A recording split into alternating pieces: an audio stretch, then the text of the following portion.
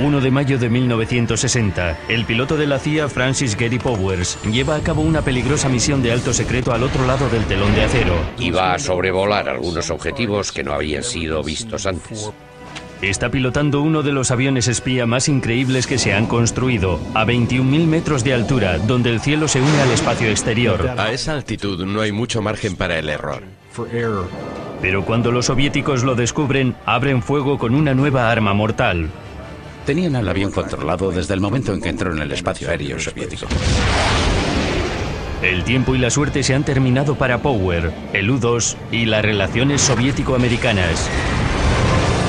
En la historia de la humanidad, hay ciertos capítulos que necesitan la confluencia de la audacia individual, una situación crucial y una tecnología innovadora, ocasiones en que el destino reúne al hombre, el momento y la máquina. Derribado el avión espía U-2. 1 de mayo de 1960, el piloto estadounidense de la CIA, Francis Gary Powers, está a punto de introducir en territorio enemigo un avión espía de alto secreto y desencadenar con ello un conflicto internacional.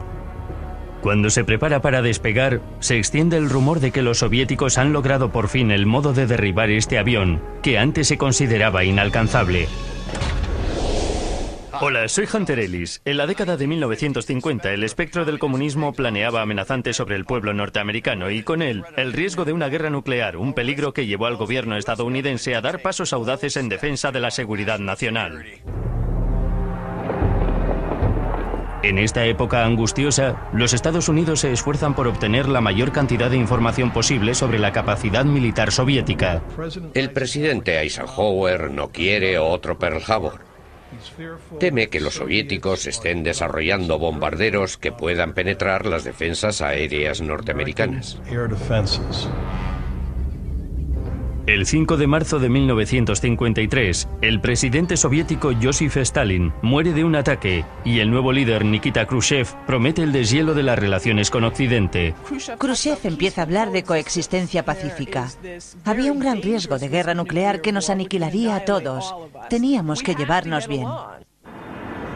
En este clima más esperanzador, el presidente Dwight D. Eisenhower propone un tratado de cielos abiertos en una cumbre que se celebró en Ginebra, Suiza, en 1955. Hace su propuesta de cielos abiertos por la que cada lado podría sobrevolar el otro país bajo supervisión de la ONU. Khrushchev desconfía de esto y supone que hay algún otro motivo detrás de la propuesta de Eisenhower. Eisenhower espera que el conocimiento total de la capacidad de cada bando pueda truncar una carrera de armamentos alimentada por la especulación y la paranoia. Para los Estados Unidos era importante poder saber lo que tenían en los aeródromos soviéticos. Se creía que había una brecha en materia de bombarderos, idea que se basaba en informes de inteligencia que sugerían que los soviéticos tenían una gran fuerza aérea capaz de transportar armas nucleares.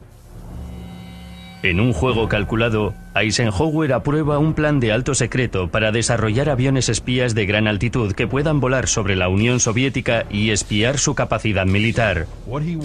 Lo que quiere es un avión que sea inmune a los cazas y misiles soviéticos. La CIA bautiza el proyecto con el nombre clave de Operación Aquaton. Requiere un avión con capacidades extraordinarias, un aparato que a finales de 1954 aún no existe y ha de construirse a una velocidad de vértigo. Necesitábamos un avión que pudiera llevar una cámara a 21.000 metros de altura, que pudiera sobrevolar 6.500 kilómetros de la Unión Soviética sin ser detectado en caso de conseguirlo. La unidad de desarrollo de proyectos avanzados de la Lockheed y su brillante diseñador jefe, Kelly Johnson, crearon un milagro de altos vuelos. Fabricaron un avión singular en sus capacidades y radical en su diseño. La CIA reclutó a un selecto grupo de pilotos experimentados para llevar a cabo estas misiones de reconocimiento.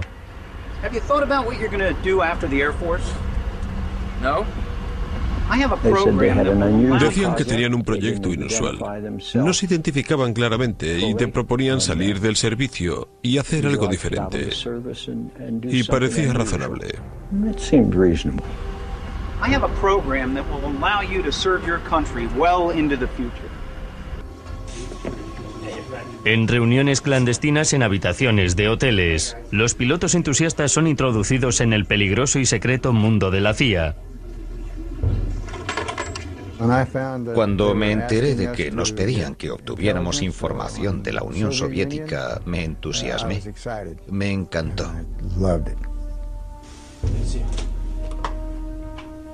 Gentlemen, as I'm sure most of you are aware, we've been trying to photograph Russia for years.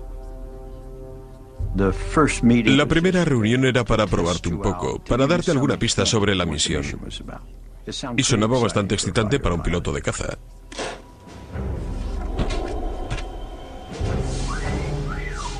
It's really a jet-powered glider. What do you call that bird? Nothing publicly. This is all top secret. But we've coined the phrase Utility 2, or U2. I never seen anything like it. El primer vuelo de un U-2 sobre la Unión Soviética se produce el 4 de julio de 1956. El avión despega de una base aérea de Wiesbaden, Alemania Occidental, con la misión de fotografiar bases militares soviéticas. Cuando el aparato cruza la frontera soviética, técnicamente está cometiendo un acto de guerra. Pero Eisenhower es bastante inteligente. Sabe que los soviéticos seguramente no protestarán porque no pueden hacer nada al respecto. Y para los soviéticos, decir que hay un avión sobrevolando nuestro país y no podemos hacer nada para impedirlo podía ser algo embarazoso. Y eso es lo que sucedió en los 4 años siguientes.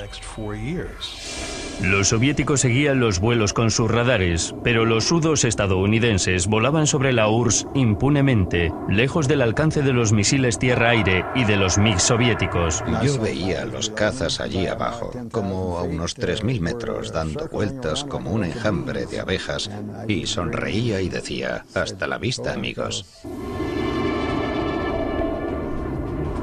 Esto nos permitió por primera vez observar desde arriba a la Unión Soviética, ver los hilos de misiles y las fuerzas de tierra, así como las zonas a las que habíamos tenido un acceso limitado con los anteriores recursos humanos y métodos tecnológicos de recopilación de datos. En 1956, las fotos de los U-2 revelaron que las ciudades y los ciudadanos norteamericanos no corrían tanto peligro como se pensaba. Algunos creían que había más de 800 bombarderos en los aeródromos de la Rusia comunista, cuando de hecho eran unos 100 o 200.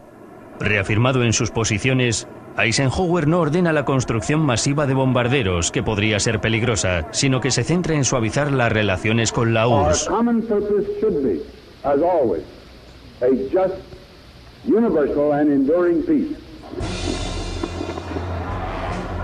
Con objeto de aliviar las tensiones, se convocó una cumbre en París para mayo de 1960 entre los Estados Unidos y sus aliados y la URSS para debatir la manera de reducir la amenaza nuclear en el mundo.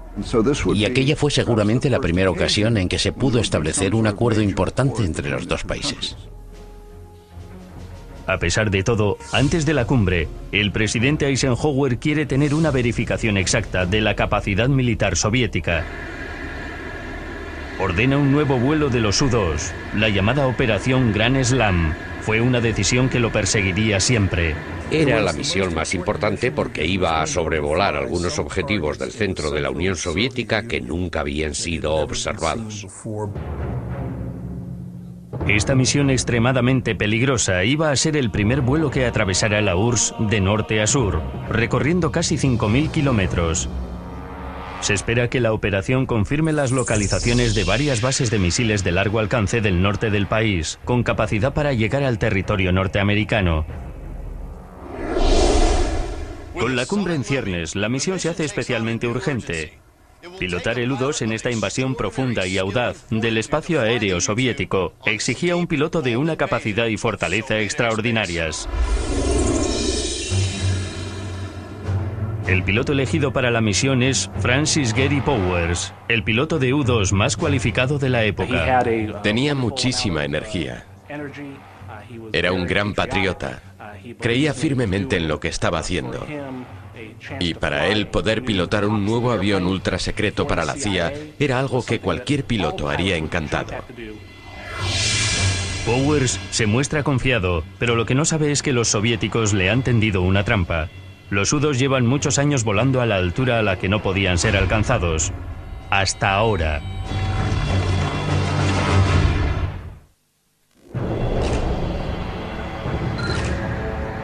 El presidente Eisenhower ha ordenado la operación Grand Slam, un vuelo espía a 5.000 metros de altura sobre la Unión Soviética. El hombre elegido para esta importante misión es el experimentado piloto de U-2 Francis Gary Powers. El momento está al caer, pues la misión requiere para su lanzamiento una orden urgente del presidente. Es ahora o nunca. La máquina de la que depende la misión es el avión espía U-2. Si algo falla, puede minar años de esfuerzos diplomáticos entre los Estados Unidos y la URSS, que tratan de alejarse del precipicio nuclear.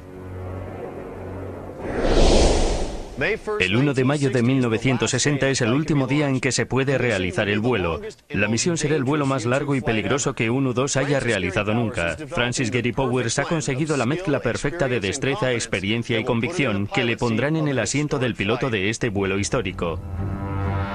El destino ha llevado a este hombre de 30 años, el piloto de mayor experiencia a los mandos de un U-2, a realizar la misión. Todo en su vida le ha llevado a este momento.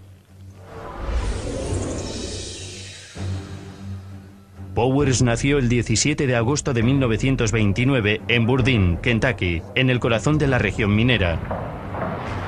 La vida difícil y peligrosa del minero no es algo que sus padres quieran para su hijo.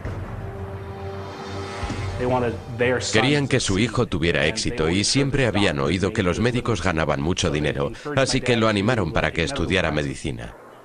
Mucho antes de tener edad para la universidad, en 1944, Gary, que tiene 14 años, convence a su padre para que le deje dar una vuelta en una avioneta. Así que dio el paseo en aeroplano y se enamoró de la aviación y así supo que iba a ser aviador. Presionado por su padre, estudia medicina y en 1950 se gradúa por la Universidad de Michigan, Tennessee. Pero pronto la escalada del conflicto en Corea lleva a Powers al servicio militar. Tenía muchísima energía, era un gran patriota, creía firmemente en lo que estaba haciendo. Aunque no realizó ninguna misión de combate, ganó mucha experiencia pilotando los aviones militares más avanzados de la época.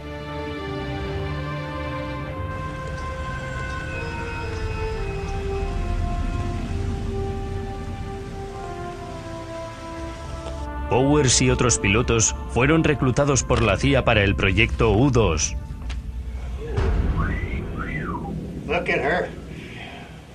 Buscan pilotos con gran experiencia de vuelo. Pilotos que puedan pasar una prueba psicológica para llevar el U-2 y en los que puedan confiar plenamente.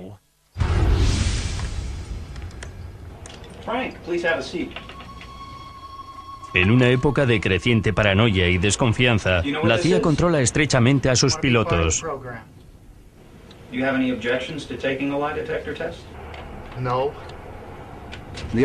La idea era elegir a los mejores de los mejores, y era fundamental evaluarlos psicológicamente. Esta misión sobre la Unión Soviética era una misión de alto riesgo. Existía la posibilidad de que desaparecieran si eran derribados. Are you or have you ever been a member of the Communist Party? No. En los siguientes 4 años, Powers realiza 27 misiones operacionales pilotando un U-2 y pasa cientos de horas en el avión antes de ser elegido para la operación Grand Slam. Eligieron a Gary Powers porque era, en aquella época, el piloto de U-2 de mayor experiencia. En la fatídica misión del 1 de mayo, Powers estará solo durante 9 horas, sobrevolando la URSS, sin comida, sin poder dormir y sin contacto humano, ni siquiera por radio. Psicológica y físicamente, pilotar un U-2 en una misión de reconocimiento larga es muy estresante.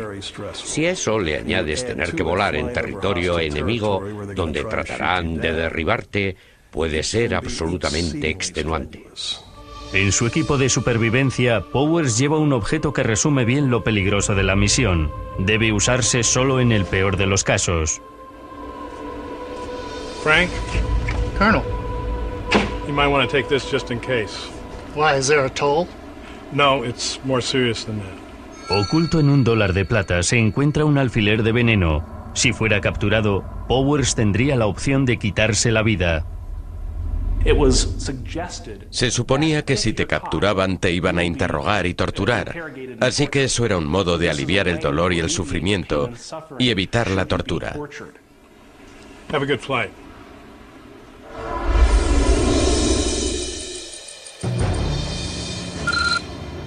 En esta remota base de U-2 en Pakistán, Powers se prepara para la misión. El sol de primavera es ya abrasador, aunque solo sean las 5 de la mañana. Espera la señal de lanzamiento, pero está claro que hay un retraso. El presidente Eisenhower está retrasando la misión, mientras sopesa el riesgo.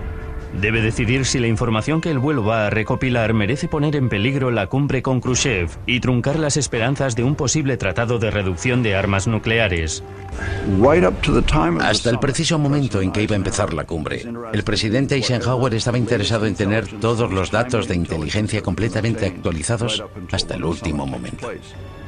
Powers se está deshidratando sobre el asfalto abrasador. Si la orden no se da pronto, va a ser físicamente incapaz de realizar la misión. Teniendo en cuenta el desastre que se avecina, eso no le vendría mal a Powers.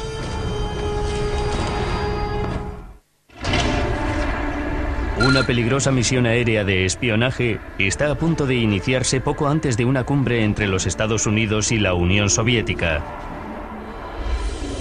El hombre que va a arriesgar su vida en el vuelo es el piloto de la CIA Francis Gary Powers. El momento es el vuelo más ambicioso que se haya hecho nunca sobre la Unión Soviética. La máquina, preparada para el despegue, es lo último en tecnología aeronáutica. El U-2 de Lockheed. El U-2 es único en su género. En la época en que se construyó era casi imposible derribarlo. Volaba a una altitud tal que no había arma alguna que pudiera alcanzarlo. Powers está listo para partir, pero tiene que esperar la señal de aprobación de la Casa Blanca mientras se deshidrata sobre la pista. El presidente Eisenhower aprobaba personalmente todos los vuelos de los U-2 sobre la Unión Soviética.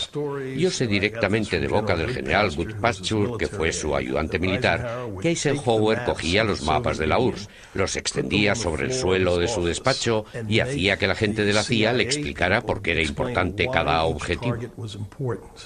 Convencido al fin de su absoluta necesidad, el presidente da la señal de salida a la Operación Gran Slam, la peligrosa misión de sobrevolar la Unión Soviética durante casi 5.000 kilómetros.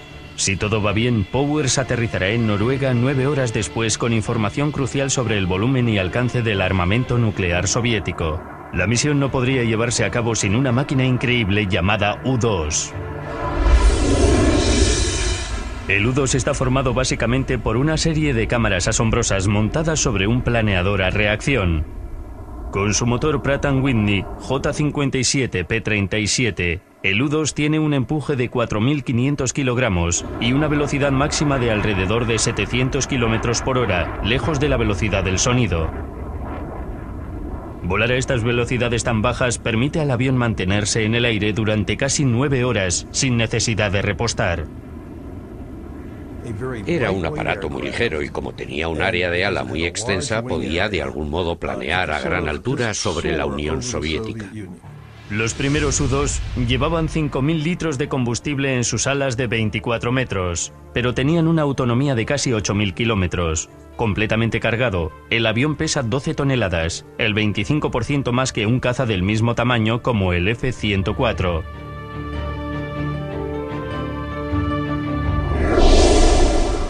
Para que el avión pudiera volar en altitudes extremas, los diseñadores construyeron el U-2 en un aluminio ultraligero. Como consecuencia, solo puede soportar una presión de 2,5 Gs, que es la mitad de la mayoría de los aviones militares de la época. Los pilotos de los U-2 notaban que todo parecía más ligero de aquello a lo que estaban acostumbrados.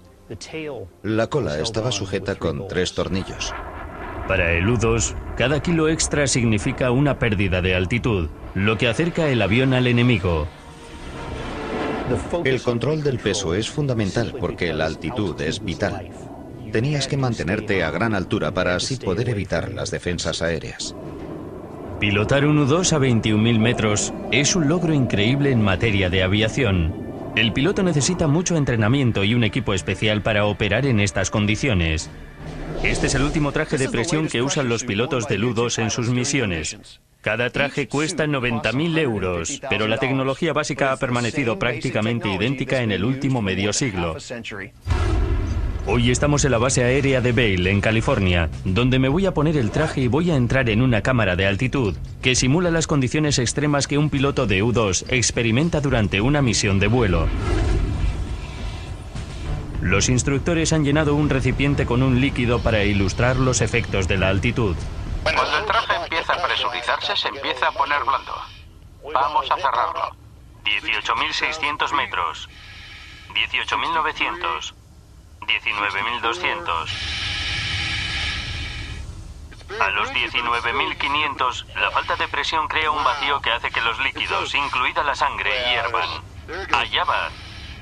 Así que si no tuviera la protección del traje, esa sería mi sangre, ¿no? Una vez alcanzada la altitud de crucero, la tolerancia a la velocidad del viento es implacable. La más ligera variación puede tener consecuencias trágicas. Los pilotos llaman a este estrecho margen de maniobrabilidad el rincón del ataúd. Teníamos que mantenernos en los márgenes de 5 nudos arriba o abajo de cierta velocidad establecida. Y si nos pasábamos, el avión podía perder el control. Si bajábamos 5 nudos de ahí, el motor podía pararse. Para los primeros pilotos de los U-2, el entrenamiento es tan peligroso como cualquier misión real. 8 pilotos murieron en un periodo de 18 meses entre 1957 y 1958. Para los primeros pilotos la cosa era llegar ahí arriba y hacerlo bien o estabas muerto. Y por desgracia perdimos muchos pilotos. Durante los primeros vuelos de prueba en el lago Groom, en Nevada, los U-2 batieron fácilmente varios récords de altitud. A esa gran altitud puedes ver la curvatura de la Tierra y el cielo negro y la banda azul brillante del horizonte. Era bastante impresionante.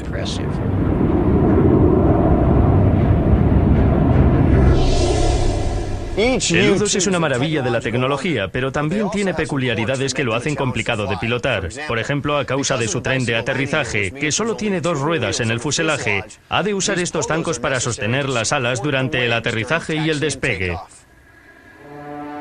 Es un diseño poco habitual para aligerar peso. Los zancos se caen del avión cuando despega para enfrentar el empinado ascenso. No usamos toda la potencia en el despegue. El avión prácticamente salta al aire y se eleva casi verticalmente. Tan innovadora como las características de vuelo del U-2 es su capacidad fotográfica, que es asombrosa. 2 cámaras especialmente diseñadas para el avión pueden sacar fotografías perfectas de objetos pequeños desde una altura de 20.000 metros. El U-2 tiene una cámara panorámica que oscila y te da una visión de amplias franjas de suelo. La otra es una cámara de seguimiento que fotografía una pista muy estrecha para poder ver con precisión por dónde ha estado volando el U-2. La cámara principal del U-2 utiliza una lente de 91 centímetros para obtener resoluciones de 100 líneas por milímetro, lo cual es 4 veces más potente que las cámaras convencionales de reconocimiento aéreo de la época. En algunos de los primeros experimentos de cámara fueron capaces de identificar la anchura de las líneas blancas pintadas en un aparcamiento. Las revolucionarias lentes corrigen las distorsiones que el ángulo de la cámara y la curvatura de la Tierra pudieran causar, permitiendo mediciones extraordinariamente precisas. La cámara es tan sorprendente como el propio avión.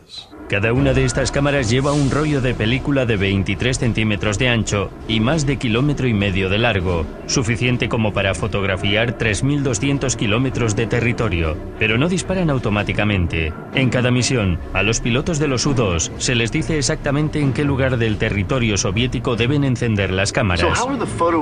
¿Cómo podían interpretar las fotos? Volábamos sobre muchos aeródromos al mismo tiempo, y en uno como este podíamos contar exactamente cuántos bombarderos tenían en ese momento, y en varios de ellos no había ningún bombardero. De modo que los movían de un lado a otro. Exacto. Tras muchos retrasos, la misión está lista para ser lanzada.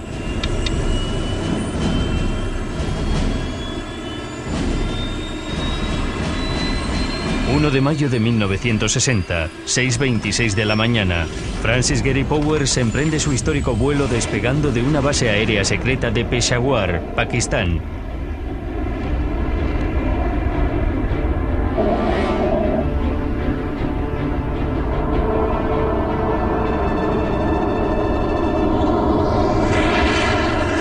Cuando penetra en la Unión Soviética, pulsa el botón del micrófono. Los receptores de radio norteamericanos pueden recibir su señal, pero esa será la única comunicación que los pilotos tendrán con la base. Powers entra en un apagón de comunicaciones cuando inicia su largo viaje sobre el espacio aéreo soviético. En cuanto cruzas la frontera, notas la diferencia.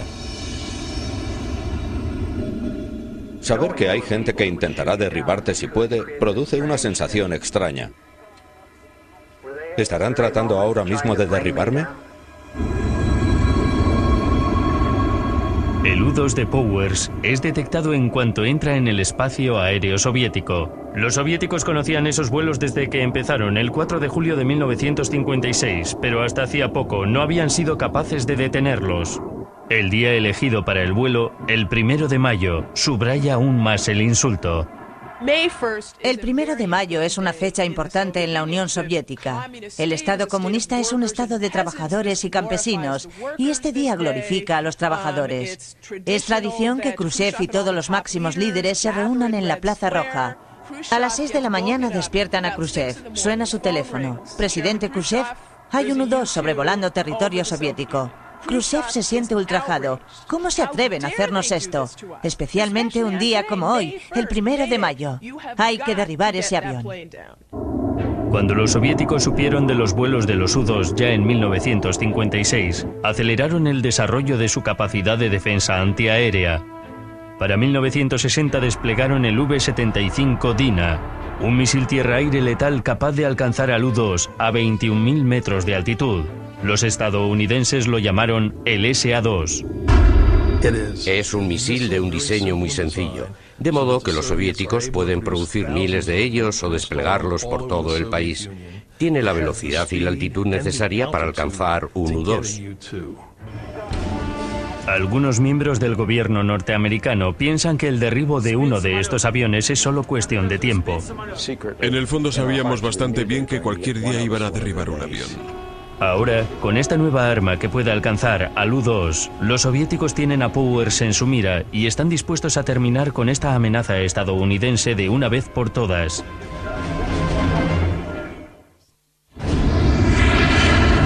Un vuelo de alto secreto de la CIA sobre la Unión Soviética está recogiendo información completamente nueva sobre las bases militares de la URSS. El hombre que va a los mandos del avión es Francis Gary Powers, el mejor piloto del programa. El momento que puede cambiar la naturaleza de la Guerra Fría se acerca rápidamente. La máquina que lo hará posible es una maravilla aeronáutica norteamericana, el avión espía U-2.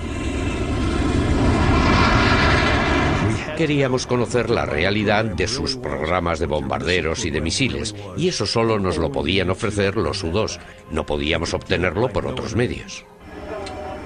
Alrededor de las 7 de la mañana, hora local, Powers es descubierto por el radar soviético. Los soviéticos siguieron el rastro de Francis Gary Powers y su avión espía U-2 durante más de 1000 kilómetros. Cuando sobrevuela la gran ciudad de Sverdlovsk, él no sabe que sus años de entrenamiento están a punto de ponerse a prueba.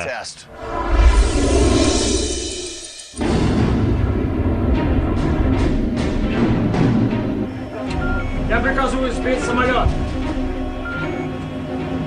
Сбить немедленно!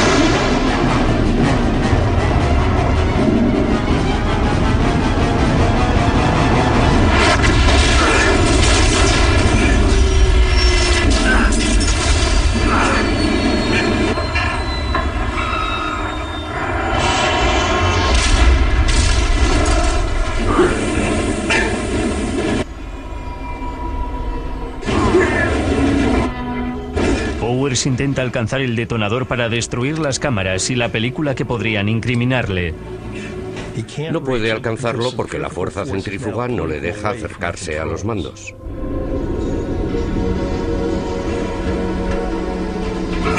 Y lo que es peor, no puede retirar sus piernas del recorrido del asiento eyectable. Si se produjera una eyección, perdería las piernas. Mi padre se encontró girando como una peonza y cayendo sin control hacia el suelo. Cayó de 21.000 a 9.000 metros antes de poder saltar del aparato.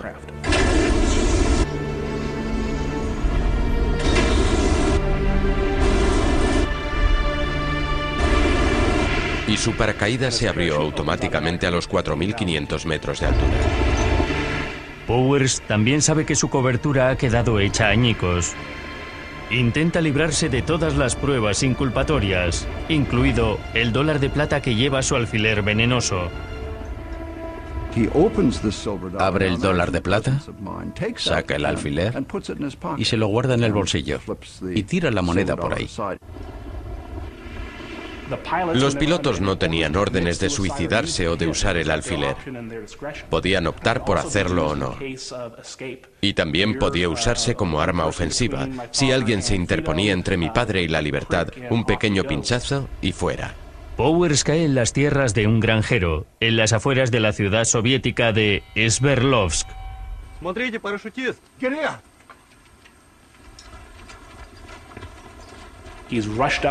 Los campesinos corrieron hacia él. Le ayudaron con la mochila, el paracaídas y el casco y empezaron a hacerle preguntas en ruso. Los campesinos enseguida se dieron cuenta de que no era un piloto soviético.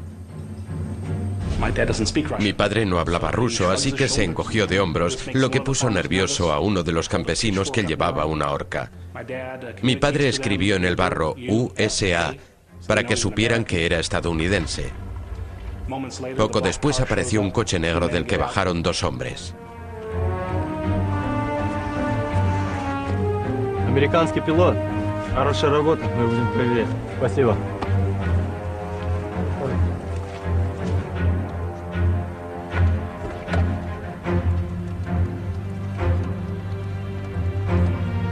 Lo pusieron en el asiento trasero y lo llevaron a un centro de detención de la ciudad. Powers no está entrenado para enfrentarse a una situación como aquella, porque la CIA no espera que un piloto de un U-2 sobreviva a un derribo. Se pensaba que, en el caso de que un misil llegara a alcanzar un avión, lo dañaría de tal modo que el piloto no tendría tiempo de salir de allí. Antes de 6 horas, Powers ya está en Moscú, donde empiezan a interrogarlo. Él piensa que si revela su auténtica misión, lo acabarán ejecutando. What is the name of your unit? Detachment 1010. Air Force? Civilian. Civilian pilots working for the Air Force. Where is this unit located? Incirlik. Incirlik? Where is Incirlik? Adana, Turkey. Turkey. Intenta despistar a sus captores asegurándose de no revelar ningún dato secreto. How many U-2s in Incirlik? 4, maybe 5. How many pilots? 7. What are their names? Look, I'm not going to tell you their names. We already know their names, so just tell us what their names are. Well, if you've already got this information, then you don't need me now, do you? Pero los soviéticos pronto descubren cuál es el verdadero propósito del U-2. Recuperan las cámaras y la película, junto al mecanismo averiado diseñado para destruirlos.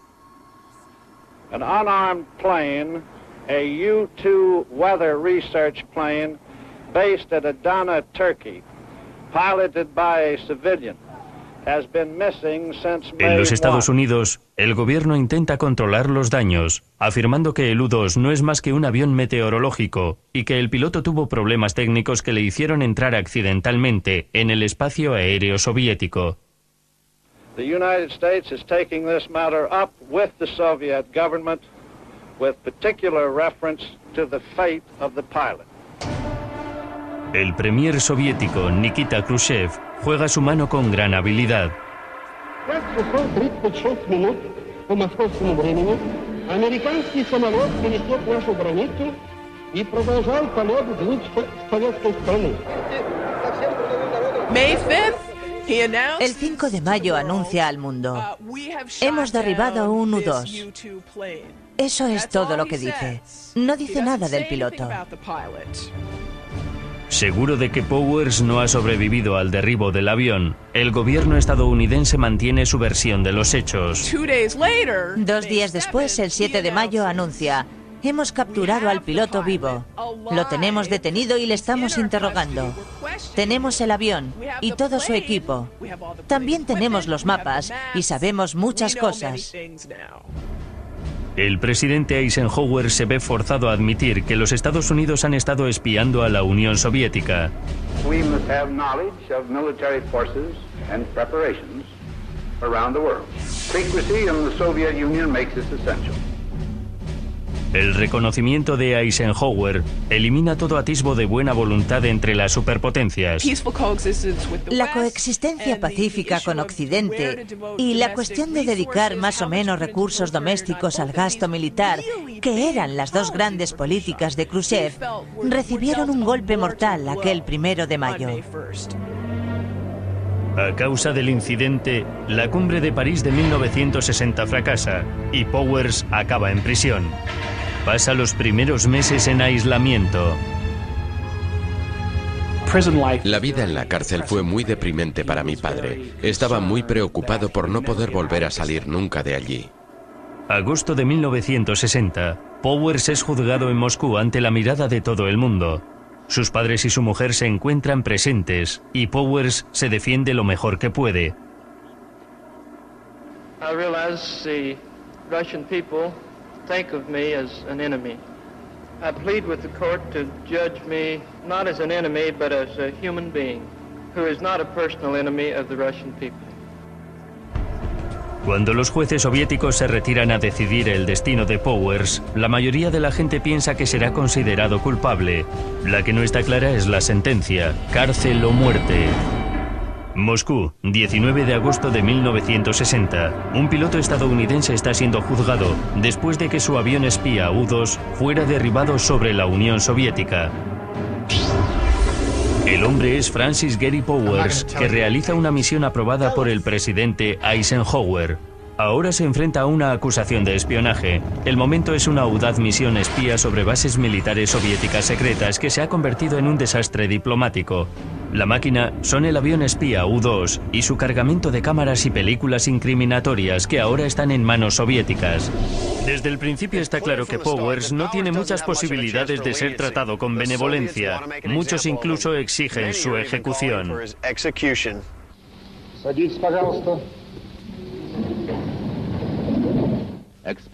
Después de 3 días de testimonios y acusaciones de las autoridades soviéticas, se revela el destino de Powers. Es declarado culpable y condenado a 10 años de cárcel. Y lo envían a la prisión Vladimir, en el centro de Rusia, para que cumpla su condena. Cuanto más tiempo lleva allí, más se deprime, hasta quedar totalmente abatido, lo que puede verse en su diario y hasta en su letra, que es al principio relajada y pausada y acaba siendo un garabato tenso y frenético. Le escribió una carta a su mujer en la que describe el aumento de su desesperación. The way I feel now, I would much rather have stayed with the airplane and died there than spend any time in a prison. To take away one's freedom is worse than to take one's life. En casa, el padre de Powers, Oliver, presiona para tratar de que liberen a su hijo. En contra de todas las posibilidades, espera que su denodado esfuerzo pueda poner en marcha el mayor intercambio de espías de alto nivel entre los adversarios de la Guerra Fría. Mi abuelo le escribió una carta a Rudolf Abel, un hombre que se encuentra preso en una penitenciaría de Georgia, cumpliendo una condena de 30 años por espionaje contra los Estados Unidos. El espía soviético Rudolf Abel, un hombre al que Powers no ha visto nunca, puede desempeñar ahora un papel clave en su liberación. El coronel Abel había sido uno de los oficiales de inteligencia más veteranos y eficaces de los que habían trabajado en los Estados Unidos. Se encontraba en Nueva York cuando fue detenido. Y mi abuelo le preguntó directamente, ¿con quién tengo que hablar en la Unión Soviética para hacer un canje? Usted por mi hijo. La búsqueda, que empezó con un padre que suplica por la vida de su hijo, llegó por fin a buen puerto. El gobierno estadounidense abraza la causa de Oliver Powers como un modo de acabar con el incidente del U-2, que ya había hecho bastante daño. 10 de febrero de 1962. Tras casi 2 años en prisiones soviéticas, la mala fortuna empieza a convertirse en buena. Powers es conducido al puente Gleinicke de Berlín, donde el oeste y la libertad le esperan a unos cientos de metros. Stop here. Go on ahead. Mi padre recordaba haber comentado que si algo hubiera salido mal, habría saltado por el puente antes de regresar, pues estaba completamente decidido a no perder aquella oportunidad de quedar libre bajo ningún concepto. Good to see you. You remember me? Murphy. That's right. Hey, just to be official, what's the name of your dog? Charlie. You're Francis Gary Powers. Mr. Powers, next time you come to visit us, I hope you come to visit us as a friend. Next time maybe I'll come as a tourist. En el momento preciso en que Powers cruza hacia el oeste, Rudolf Abel recorre el camino opuesto hacia la Alemania Oriental. Ambos espías se cruzan en mitad del puente sin decirse ni una palabra. Welcome back. Great to be back.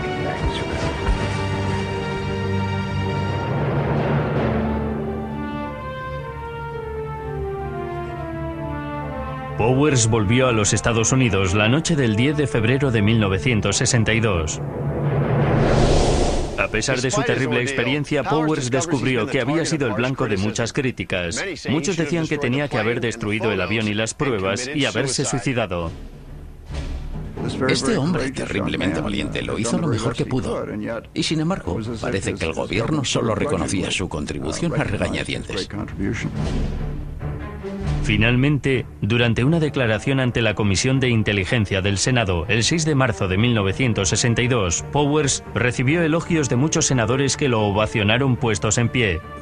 Por la forma en que actuó cuando lo derribaron, por el modo en que se enfrentó al arresto y al consiguiente juicio, creo que nos encontramos ante un norteamericano admirable.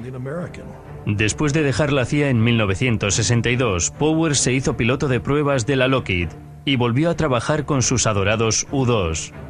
En 1976, cuando la Lockheed dejó de fabricar los U-2, Powers se puso a trabajar como piloto de helicóptero para una cadena de televisión de Los Ángeles.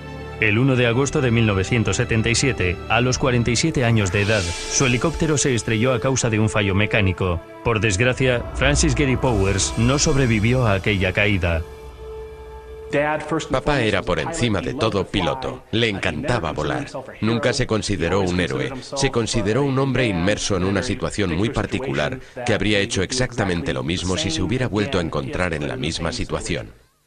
El 1 de mayo de 1960, el hombre, el momento y la máquina confluyeron y Francis Gary Powers fue derribado junto con su avión, cambiando la Guerra Fría para siempre. Tal vez fue el día de suerte de un operador de misiles o la inevitable consecuencia de una estrategia diplomática desesperada. Pero cualquiera que sea la fuerza que domina los 3 factores clave, es un hilo misterioso que se va tejiendo a lo largo de la historia y que seguiremos desvelando en El hombre, el momento y la máquina.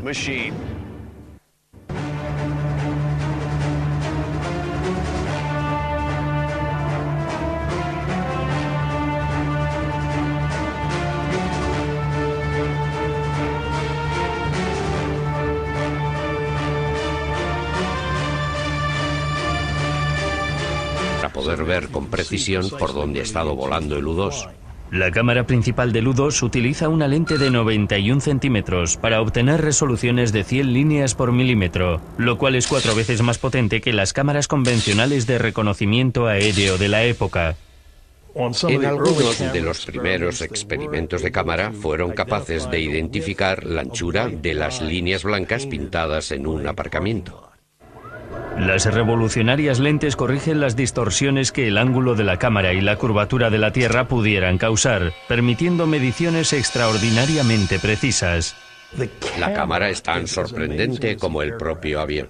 Cada una de estas cámaras lleva un rollo de película de 23 centímetros de ancho y más de 1,5 kilómetros de largo, suficiente como para fotografiar 3.200 kilómetros de territorio, pero no disparan automáticamente. En cada misión, a los pilotos de los U-2 se les dice exactamente en qué lugar del territorio soviético deben encender las cámaras.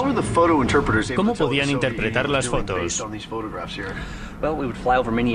Volábamos sobre muchos aeródromos al mismo tiempo, y en uno como este podíamos contar exactamente cuántos bombarderos tenían en ese momento, y en varios de ellos no había ningún bombardero. De modo que los movían de un lado a otro. Exacto. Tras muchos retrasos, la misión está lista para ser lanzada.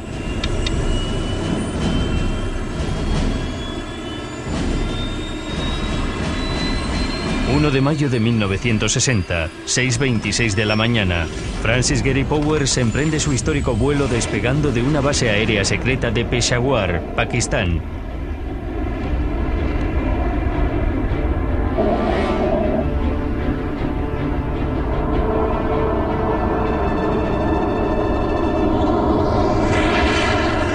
Cuando penetra en la Unión Soviética, pulsa el botón del micrófono. Los receptores de radio norteamericanos pueden recibir su señal, pero esa será la única comunicación que los pilotos tendrán con la base. Powers entra en un apagón de comunicaciones cuando inicia su largo viaje sobre el espacio aéreo soviético. En cuanto cruzas la frontera, notas la diferencia. Saber que hay gente que intentará derribarte si puede, produce una sensación extraña. ¿Estarán tratando ahora mismo de derribarme? El U-2 de Powers es detectado en cuanto entra en el espacio aéreo soviético. Los soviéticos conocían esos vuelos desde que empezaron el 4 de julio de 1956, pero hasta hacía poco no habían sido capaces de detenerlos.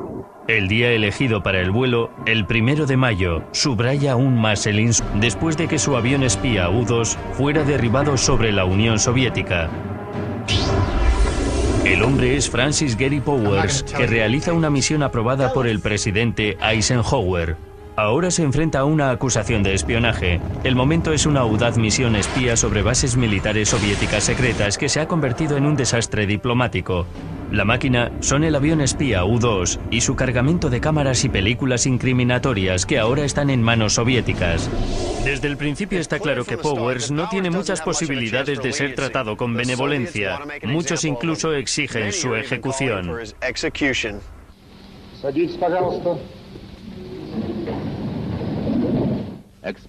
Después de 3 días de testimonios y acusaciones de las autoridades soviéticas, se revela el destino de Powers. Es declarado culpable y condenado a 10 años de cárcel. Y lo envían a la prisión Vladimir, en el centro de Rusia, para que cumpla su condena. Cuanto más tiempo lleva allí, más se deprime, hasta quedar totalmente abatido, lo que puede verse en su diario y hasta en su letra, que es al principio relajada y pausada y acaba siendo un garabato tenso y frenético. Le escribió una carta a su mujer en la que describe el aumento de su desesperación. The way I feel now, I would much rather have stayed with the airplane and died there than spend any time in a prison. To take away one's freedom is worse than to take one's life. En casa, el padre de Powers, Oliver, presiona para tratar de que liberen a su hijo. En contra de todas las posibilidades, espera que su denodado esfuerzo pueda poner en marcha el mayor intercambio de espías de alto nivel entre los adversarios de la Guerra Fría. Mi abuelo le escribió una carta a Rudolf Abel, un hombre que se encuentra preso en una penitenciaría de Georgia, cumpliendo una condena de 30 años por espionaje contra los Estados Unidos. El espía soviético Rudolf Abel, un hombre al que Powers no ha visto nunca, puede desempeñar ahora un papel clave en su liberación. El coronel Abel había sido uno de los oficiales de inteligencia más veteranos y eficaces de los que habían trabajado en los Estados Unidos. Se encontraba en Nueva York cuando fue detenido. Y mi abuelo le preguntó directamente, ¿con quién tengo que hablar en la Unión Soviética para hacer un canje? Usted por mi hijo. La búsqueda, que empezó con un padre que suplica por la vida de su hijo, llegó por fin a buen puerto. El gobierno estadounidense abraza la causa de Oliver Powers como un modo de acabar con el incidente del U-2, que ya había hecho bastante daño. Aterrizaje, que solo tiene 2 ruedas en el fuselaje, ha de usar estos tancos para sostener las alas durante el aterrizaje y el despegue. Es un diseño poco habitual para aligerar peso. Los tancos se caen del avión cuando despega para enfrentar el empinado ascenso. No usamos toda la potencia en el despegue. El avión prácticamente salta al aire y se eleva casi verticalmente. Tan innovadora como las características de vuelo del U-2 es su capacidad fotográfica, que es asombrosa. 2 cámaras especialmente diseñadas para el avión pueden sacar fotografías perfectas de objetos pequeños desde una altura de 20.000 metros. El U-2 tiene una cámara panorámica que oscila y te da una visión de amplias franjas de suelo. La otra es una cámara de seguimiento que fotografía una pista muy estrecha para poder ver con precisión por dónde ha estado volando el U-2. La cámara principal del U-2 utiliza una lente de 91 centímetros para obtener resoluciones de 100 líneas por milímetro, lo cual es 4 veces más potente que las cámaras convencionales de reconocimiento aéreo de la época. En algunos de los primeros experimentos de cámara fueron capaces de identificar la anchura de las líneas blancas pintadas en un aparcamiento. Las revolucionarias lentes corrigen las distorsiones que el ángulo de la cámara y la curvatura de la Tierra pudieran causar, permitiendo mediciones extraordinariamente precisas. La cámara es tan sorprendente como el propio avión. Cada una de estas cámaras lleva un rollo de película de 23 centímetros de ancho y más de 1,5 kilómetros de largo, suficiente como para fotografiar 3.200 kilómetros de territorio, pero no disparan automáticamente. En cada misión, a los pilotos de los U-2 se les dice exactamente en qué lugar del territorio soviético deben encender las cámaras. ¿Cómo podían interpretar las fotos? Volábamos sobre muchos aeródromos al mismo tiempo, y en uno como este podíamos contar exactamente cuántos bombarderos tenían en ese momento, y en varios de ellos no había ningún bombardero. De modo que los movían de un lado a otro. Exacto. Tras muchos retrasos, la misión está lista para ser lanzada.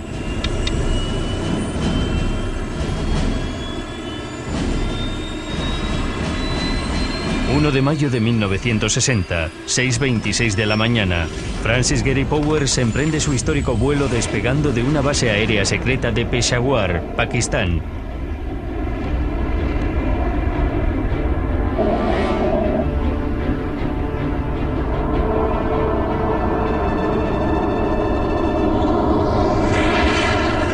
Cuando penetra en la Unión Soviética, pulsa el botón del micrófono.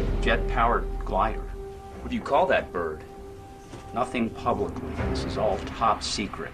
But we've coined the phrase Utility 2, or U2. I never seen anything like it. El primer vuelo de un U-2 sobre la Unión Soviética se produce el 4 de julio de 1956. El avión despega de una base aérea de Wiesbaden, Alemania Occidental, con la misión de fotografiar bases militares soviéticas. Cuando el aparato cruza la frontera soviética, técnicamente está cometiendo un acto de guerra. Pero Eisenhower es bastante inteligente. Sabe que los soviéticos seguramente no protestarán porque no pueden hacer nada al respecto. Y para los soviéticos, decir que hay un avión sobrevolando nuestro país y no podemos hacer nada para impedirlo podía ser algo embarazoso. Y eso es lo que sucedió en los 4 años siguientes. Los soviéticos seguían los vuelos con sus radares, pero los U-2 estadounidenses volaban sobre la URSS impunemente, lejos del alcance de los misiles tierra-aire y de los MiG soviéticos. Yo veía a los cazas allí abajo, como a unos 3.000 metros, dando vueltas como un enjambre de abejas, y sonreía y decía, hasta la vista, amigos. Esto nos permitió por primera vez observar desde arriba a la Unión Soviética, ver los hilos de misiles y las fuerzas de tierra, así como las zonas a las que habíamos tenido un acceso limitado con los anteriores recursos humanos y métodos tecnológicos de recopilación de datos. En 1956, las fotos de los U-2 revelaron que las ciudades y los ciudadanos norteamericanos no corrían tanto peligro como se pensaba. Algunos creían que había más de 800 bombarderos en los aeródromos de la Rusia comunista, cuando de hecho eran unos 100 o 200. Reafirmado en sus posiciones, Eisenhower no ordena la construcción masiva de bombarderos, que podría ser peligrosa, sino que se centra en suavizar las relaciones con la URSS.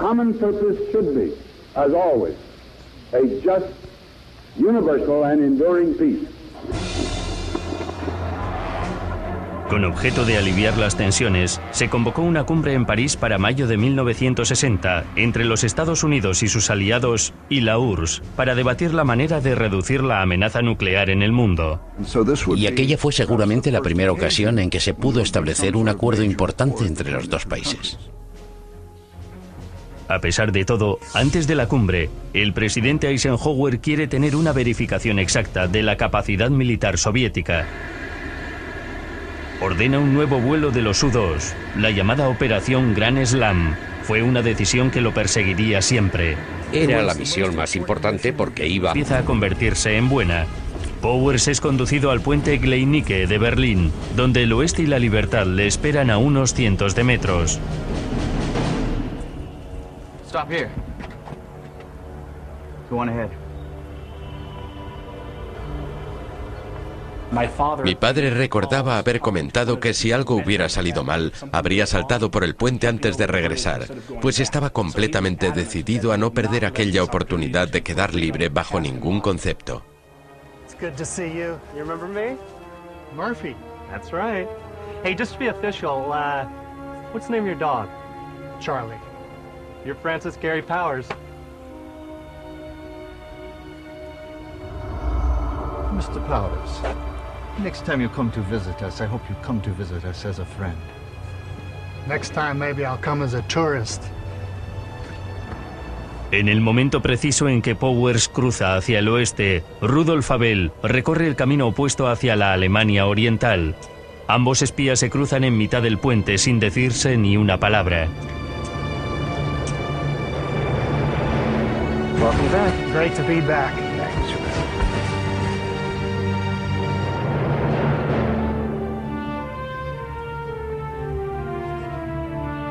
Powers volvió a los Estados Unidos la noche del 10 de febrero de 1962. A pesar de su terrible experiencia, Powers descubrió que había sido el blanco de muchas críticas. Muchos decían que tenía que haber destruido el avión y las pruebas y haberse suicidado.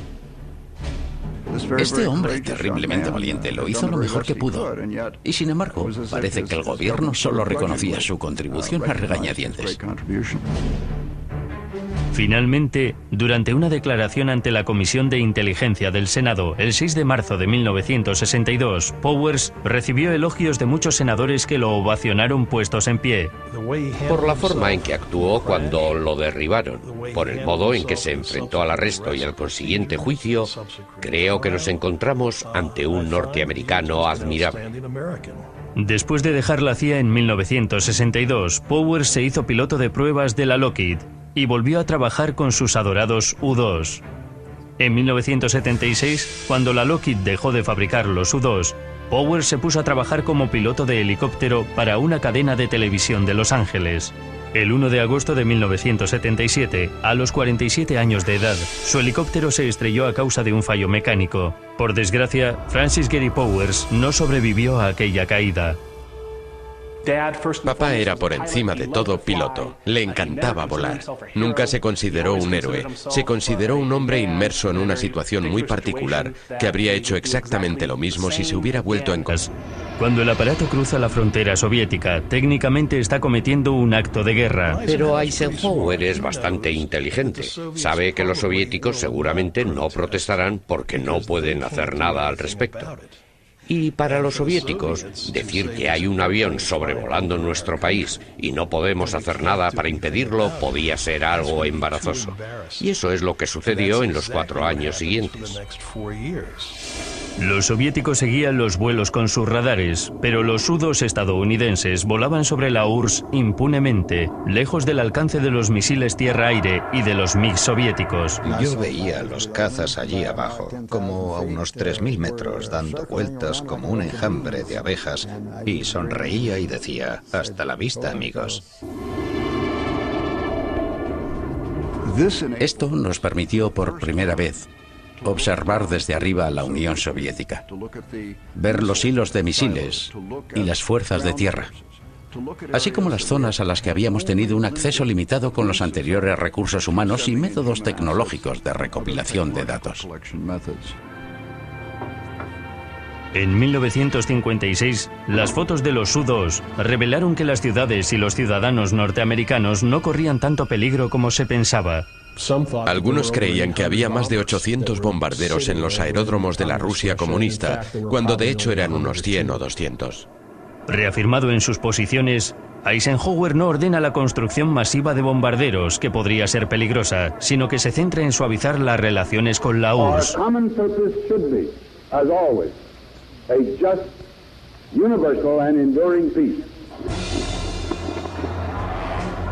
Con objeto de aliviar las tensiones, se convocó una cumbre en París para mayo de 1960 entre los Estados Unidos y sus aliados y la URSS para debatir la manera de reducir la amenaza nuclear en el mundo. Y aquella fue seguramente la primera ocasión en que se pudo establecer un acuerdo importante entre los dos países. A pesar de todo, antes de la cumbre, el presidente Eisenhower quiere tener una verificación exacta de la capacidad militar soviética. Ordena un nuevo vuelo de los U-2, la llamada Operación Gran Slam. Fue una decisión que lo perseguiría siempre. Era la misión más importante porque iba a sobrevolar algunos objetivos del centro de la Unión Soviética que nunca habían sido observados. Esta misión extremadamente peligrosa iba a ser el primer vuelo que atravesara la URSS de norte a sur, recorriendo casi 5.000 kilómetros. Se espera que la operación confirme las localizaciones de varias bases de misiles de largo alcance del norte del país, con capacidad para llegar al territorio norteamericano. Con la cumbre... Abre el dólar de plata, saca el alfiler y se lo guarda en el bolsillo y tira la moneda por ahí. Los pilotos no tenían órdenes de suicidarse o de usar el alfiler. Podían optar por hacerlo o no. Y también podía usarse como arma ofensiva. Si alguien se interponía entre mi padre y la libertad, un pequeño pinchazo y fuera. Powers cae en las tierras de un granjero, en las afueras de la ciudad soviética de Sverdlovsk.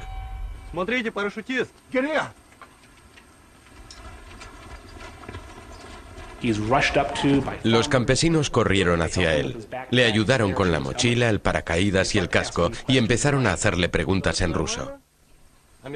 Los campesinos enseguida se dieron cuenta de que no era un piloto soviético. Mi padre no hablaba ruso, así que se encogió de hombros, lo que puso nervioso a uno de los campesinos que llevaba una horca. Mi padre escribió en el barro USA para que supieran que era estadounidense. Poco después apareció un coche negro del que bajaron 2 hombres. Американский пилот. Хорошая работа. Мы будем проверять. Спасибо.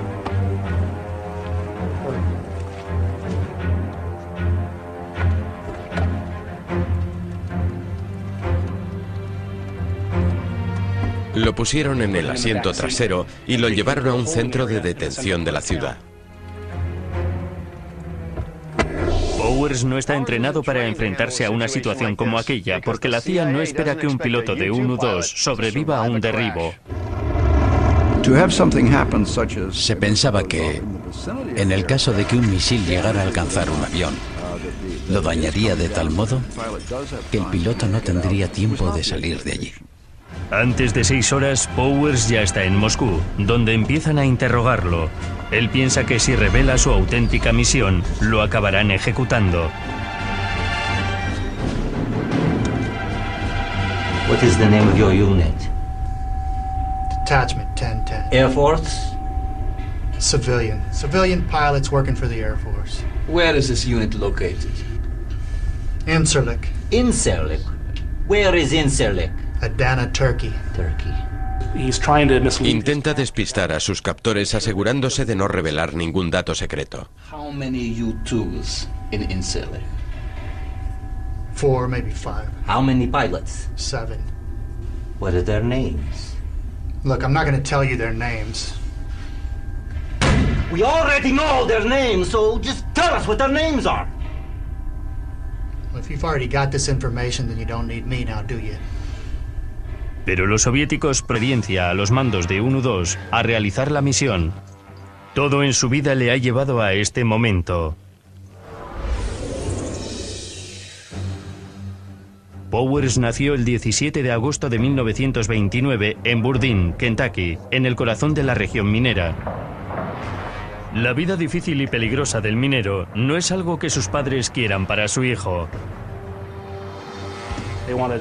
Querían que su hijo tuviera éxito y siempre habían oído que los médicos ganaban mucho dinero, así que lo animaron para que estudiara medicina. Mucho antes de tener edad para la universidad, en 1944, Gary, que tiene 14 años, convence a su padre para que le deje dar una vuelta en una avioneta. Así que dio el paseo en aeroplano y se enamoró de la aviación y así supo que iba a ser aviador. Presionado por su padre, estudia medicina y en 1950 se gradúa por la Universidad de Michigan, Tennessee. Pero pronto la escalada del conflicto en Corea lleva a Powers al servicio militar. Tenía muchísima energía, era un gran patriota, creía firmemente en lo que estaba haciendo. Aunque no realizó ninguna misión de combate, ganó mucha experiencia pilotando los aviones militares más avanzados de la época.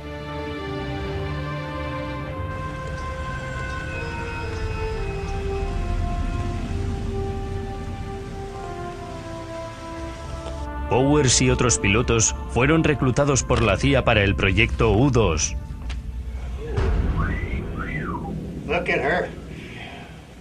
Buscan pilotos con gran experiencia de vuelo. Pilotos que puedan pasar una prueba psicológica para llevar el U-2 y en los que puedan confiar plenamente. Frank, please have a seat. En una época de creciente paranoia y desconfianza, la CIA controla estrechamente a sus pilotos. Do you have any objections to taking a lie detector test? No. La idea era elegir a los mejores de los mejores, y era fundamental evaluarlos psicológicamente. Esta misión sobre la Unión Soviética era una misión de alto riesgo. Existía la posibilidad de que desaparecieran si eran derribados. Are you or have you ever been a member of the Communist Party? No. En los siguientes 4 años, Powers realiza 27 misiones operacionales pilotando un U-2 y pasa cientos de horas en el avión antes de ser elegido para la operación Gran Slam. Eligieron a Gary Powers porque era, en aquella época, el piloto de U-2 de mayor experiencia. En la fatídica misión del 1 de mayo, Powers estará solo durante 9 horas, sobrevolando la URSS. Tenía un área de ala muy extensa, podía de algún modo planear a gran altura sobre la Unión Soviética. Los primeros U-2 llevaban 5.000 litros de combustible en sus alas de 24 metros, pero tenían una autonomía de casi 8.000 kilómetros. Completamente cargado, el avión pesa 12 toneladas, el 25% más que un caza del mismo tamaño como el F-104.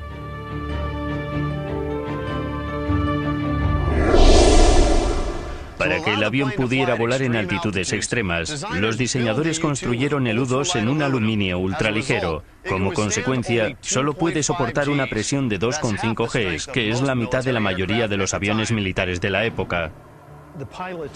Los pilotos de los U-2 notaban que todo parecía más ligero de aquello a lo que estaban acostumbrados. La cola estaba sujeta con 3 tornillos. Para el U-2, cada kilo extra significa una pérdida de altitud, lo que acerca el avión al enemigo. El control del peso es fundamental porque la altitud es vital. Tenías que mantenerte a gran altura para así poder evitar las defensas aéreas. Pilotar un U-2 a 21.000 metros es un logro increíble en materia de aviación. El piloto necesita mucho entrenamiento y un equipo especial para operar en estas condiciones. Este es el último traje de presión que usan los pilotos del U-2 en sus misiones. Cada traje cuesta 90.000 euros, pero la tecnología básica ha permanecido prácticamente idéntica en el último medio siglo. Hoy estamos en la base aérea de Vail, en California, donde me voy a poner el traje y voy a entrar en una cámara de altitud que simula las condiciones extremas que un piloto de U-2 experimenta durante una misión de vuelo. Los instructores han llenado un recipiente con un líquido para ilustrar los efectos de la altitud. Cuando el traje empieza a presurizarse, se empieza a poner blando. Vamos a cerrarlo. 18.600 metros. 18.900. 19.200. A los 19.500, la falta de presión crea un vacío que hace que los líquidos, incluida la sangre, hiervan. Allá va. Así que si no tuviera la protección del traje, esa sería mi sangre, ¿no? Una vez alcanzada la altitud de crucero, la tolerancia a la velocidad del viento es implacable. La más ligera variación puede tener consecuencias trágicas. Los pilotos llaman a este estrecho margen de maniobrabilidad el rincón del ataúd. Teníamos que mantenernos en los márgenes de 5 nudos arriba o abajo de cierta velocidad establecida. Y si nos pasábamos, el avión podía perder el control. Si bajábamos 5 nudos de ahí, el motor podía pararse. Para los primeros pilotos de los U-2, cámaras asombrosas montadas sobre un planeador a reacción. Con su motor Pratt & Whitney J57P37, el U-2 tiene un empuje de 4.500 kilogramos y una velocidad máxima de alrededor de 700 kilómetros por hora, lejos de la velocidad del sonido. Volar a estas velocidades tan bajas permite al avión mantenerse en el aire durante casi 9 horas sin necesidad de repostar.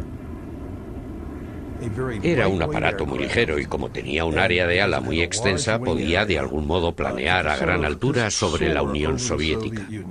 Los primeros U-2 llevaban 5.000 litros de combustible en sus alas de 24 metros, pero tenían una autonomía de casi 8.000 kilómetros. Completamente cargado, el avión pesa 12 toneladas, el 25% más que un caza del mismo tamaño como el F-104.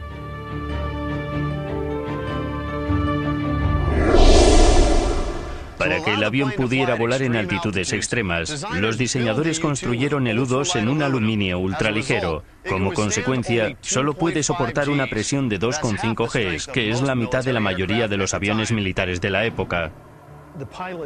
Los pilotos de los U-2 notaban que todo parecía más ligero de aquello a lo que estaban acostumbrados. La cola estaba sujeta con 3 tornillos. Para el U-2, cada kilo extra significa una pérdida de altitud, lo que acerca el avión al enemigo. El control del peso es fundamental porque la altitud es vital. Tenías que mantenerte a gran altura para así poder evitar las defensas aéreas. Pilotar un U-2 a 21.000 metros es un logro increíble en materia de aviación. El piloto necesita mucho entrenamiento y un equipo especial para operar en estas condiciones. Este es el último traje de presión que usan los pilotos del U-2 en sus misiones. Cada traje cuesta 90.000 euros, pero la tecnología básica ha permanecido prácticamente idéntica en el último medio siglo. Hoy estamos en la base aérea de Vail, en California, donde me voy a poner el traje y voy a entrar en una cámara de altitud que simula las condiciones extremas que un piloto de U-2 experimenta durante una misión de vuelo. Los instructores han llenado un recipiente con un líquido para ilustrar los efectos de la altitud. Cuando el traje empieza a presurizarse, se empieza a poner blando. Vamos a cerrarlo. 18.600 metros. 18.900. 19.200. A los 19.500, la falta de presión crea un vacío que hace que los líquidos, incluida la sangre, hiervan. Allá va. Así que si no tuviera la protección del traje, esa sería mi sangre, ¿no? Una vez alcanzada la altitud de crucero, la tolerancia a la